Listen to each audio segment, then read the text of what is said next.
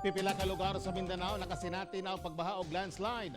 Nakasulod na sa Philippine Area of Responsibility o PAR ang labing-unang bagyo sa nasod karong tuiga nga gitawag og Tropical Depression Auring. Ani ang detalye.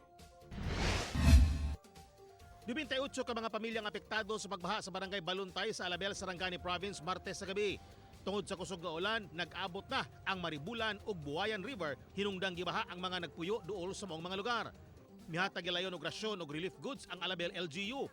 Panawagan sa mga nabahaan, i-relocate sila sa mas luwas nga lugar aron malikay sa baha. Mag 12 years na gud ko diri.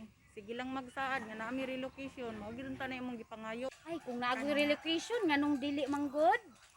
Kay sige naman ni kung kuan basta madako ang baha maning ani naman gid ni diri ah. Ang Purok 8 is duol kaayo sa atong riverbank dinhi sa Buayan River, tapos nag-cross pod diri sa Maribulan River. During naay kuan ulan nga kusog, naay goy posibilidad nga mobaha gyud ning Purok 8. Sa Magpet Cotabato, mibabag sa dalan ang mga yuta ug punuan sa kahoy human nagka-landslide sa barangay Pangawan Martes sa gabi. Nagpaabot pag usa ka oras sa mga motorista human makuha sa mga sakop sa MDRRMO ang mga yuta ug punuan nga miali sa kalsada. Sa makilala Cotabato gihapon, nabalda ang dagan sa mga sakyanan human matumbang usa ka punuan sa kahoy tunga sa kalsada. Mitabang na ang kapulisan sa clearing operation. Wala inoy nasamdan sa panghitabo ug gilayaw nakaagi ang mga sakyanan human mahawan ang dalan. Mihumok kuno ang yuta sa duha ka lugar tungod sa walay puwas nga pag-ulan.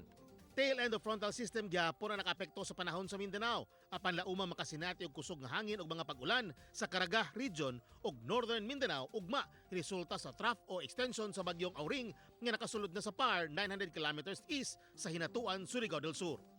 Giabisuan usab ang mga taga Mindanao nga magbabentayon sa kalit nga pagdaot sa panahon. Mag-landfall siya over sa Caraga on Saturday evening or Sunday morning, pero as tropical storm na siya. So medyo intensify siya, medyo mukusog-kusog siya kaysa karon man gud na pa siya sa dagat. So maybe by early as Friday, karong Biyernes, pwede ta magtaas og tropical cyclone warning signal number 1 over sa Caraga ug sa Davao region. Kauban si Jojo Solarte sa kamera. Ako si Teco Campo para sa One Mindanao.